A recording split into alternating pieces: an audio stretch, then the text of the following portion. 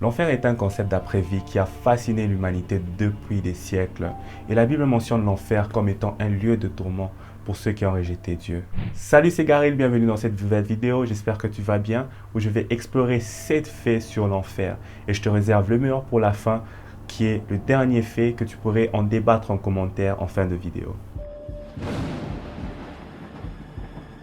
Beaucoup de gens peuvent considérer l'enfer comme un mythe ou une fiction, mais la Bible confirme son existence. Dans Luc 16, 23, Jésus raconte l'histoire du riche de Lazare où il est décrit comme étant en enfer. Ce verset indique clairement que l'enfer est une réalité en expliquant le regret du riche de Lazare de pouvoir faire parvenir à sa famille le message que l'enfer existe bel et bien afin qu'il ne puisse pas aller à l'endroit où il se trouve, cet endroit de souffrance.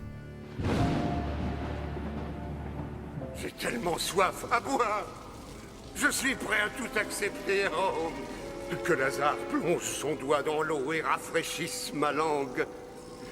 C'est flamand, c'est trop chaud. Le dernier livre du Nouveau Testament décrit l'enfer comme un lieu de souffre et de souffrance où les impies souffriront pour l'éternité. Jésus a également décrit l'enfer comme un lieu de souffrance éternelle où ver et feu ne meurent point. Honnêtement, je ne voudrais pas y être et je ne voudrais pas que tu y sois non plus. Revenons à l'histoire du riche de Lazare.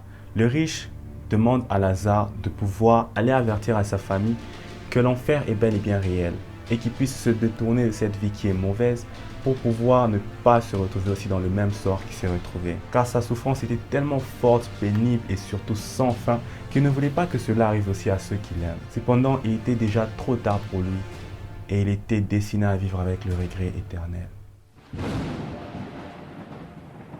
L'enfer est un lieu où les impies y vont pour être séparés de Dieu, car Dieu est saint. Et cela, c'est pour l'éternité. La Bible déclare que le salaire du péché, c'est la mort. Donc quiconque qui a rejeté Dieu devra faire face aux conséquences de ses actions. Et cela sera connu au jour du jugement, où tous connaîtront notre sort. Toi, moi, peu importe ce que tu fais, je connaîtrai ce que tu feras et ce que tu fais. Et tu connaîtras aussi, bon, compliqué, mais tu as déjà compris. Mais sinon, que ce soit action bonne ou mauvaise, cela sera connu aux yeux de tous, devant toutes les multitudes. Alors, ça ne sert à rien de te dire que personne ne te voit, car Dieu te voit. Et cela est écrit quelque part, et on sera tous jugés. Quelle bonne nouvelle! La Bible offre la grâce et le pardon pour tous ceux qui croient en Dieu. Mais c'est super ça! Pourquoi tu me l'as pas dit plus tôt? Ah bah je suis ravie! Dans Jean 3,16, qui est un verset très connu, il est écrit « Car Dieu a tant aimé le monde qu'il a donné son Fils, afin que quiconque croit en lui ne périsse point, mais qu'il ait la vie éternelle et qu'il vive. » Car en tant que tel, l'enfer peut être évité en croyant en Jésus-Christ, le Sauveur. Car il est aussi écrit dans la Bible que si tu confesses de ta bouche et si tu crois de ton cœur que Jésus-Christ est mort pour toi, pour tes péchés, et que Dieu l'a ressuscité d'entre les morts, tu seras sauvé, tu ne seras pas confus. Et voilà même ton acte de foi. En faisant cela, déjà tes péchés sont pardonnés. Non seulement ce que tu as déjà fait, mais ce que tu feras. Cela ne veut pas dire que tu dois pécher davantage, continuer à pécher parce que tu dis qu'on t'a déjà pardonné. Certes, tu auras le pardon éternel. Non, péché c'est péché. Il est encore écrit, quiconque croit en lui ne sera point confus. Alors crois en Jésus et tu seras sauvé. L'enfer est un lieu d'éternité où les impies souffriront pour l'éternité. Il n'y a pas de seconde chance après la mort pour choisir Jésus. J'aime bien cet exemple. La vie est comme un match de foot où tu as toute l'occasion pendant ce temps imparti de pouvoir marquer de buts ou d'encaisser des buts. Et la grâce que tu as est de pouvoir égaliser et remporter le match. Mais le problème est qu'au sifflet final, tout s'arrête. Tu n'as plus de chance de pouvoir remporter et peu importe le score qui est affiché au tableau de bord, c'est cela ton sort. Alors tu dois juste accepter cela. De même, avec la vie, tant que tu respires, tu as la possibilité de changer ton sort.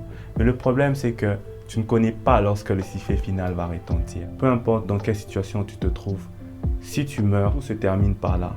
Alors vis, sois toujours préparé chaque jour, comme les vierges sages plutôt que les vierges folles, et fais toujours les choses selon la volonté de Dieu, en marchant avec droiture, pour que si Jésus revient maintenant, que tu aies la possibilité d'aller au ciel. C'est pourquoi il est crucial de pouvoir te repentir et de croire en Jésus avant qu'il ne soit trop tard. Voilà, nous sommes arrivés au dernier point que tu pourras en débattre dans les commentaires. Satan est décrit comme le prince de ce monde et il est souvent associé aussi à l'enfer. Le seul endroit où Satan règne en maître, ce n'est que sur terre. Car à cause du péché d'Adam et Ève, il a pris toute autorité sur l'humanité et il sait que son règne prendra fin au jugement dernier. Contrairement à l'humanité, le diable n'a plus d'autre occasion d'être pardonné. Car contrairement à toi, il a déjà été jugé. Donc tant que tu respires, tu as la possibilité de pouvoir changer le cours de ta destinée. La Bible déclare dans Apocalypse que le diable qui séduisait fut jeté dans les étangs de feu et de soufre. Sa défaite est déjà assurée par Jésus-Christ, mais ton salut est assuré en Jésus-Christ. Pour finir, l'enfer est un lieu réel où la séparation avec Dieu est éternelle et dont la souffrance est certaine. Mais il peut être évité en croyant en Jésus. L'enfer est un lieu où le diable sera jeté le premier, où ceux qui ne seront pas dignes suivront aussi et seront brûlés avec le diable.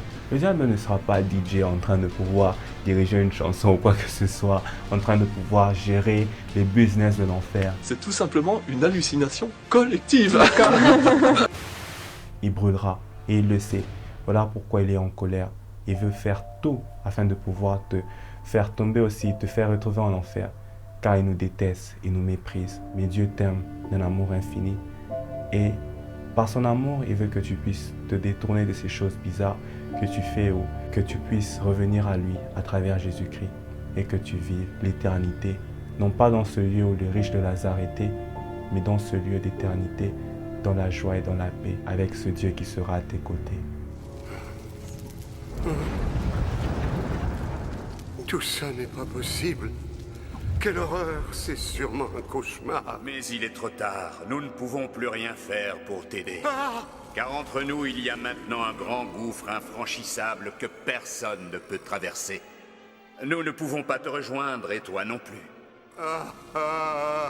Eh bien, dans ce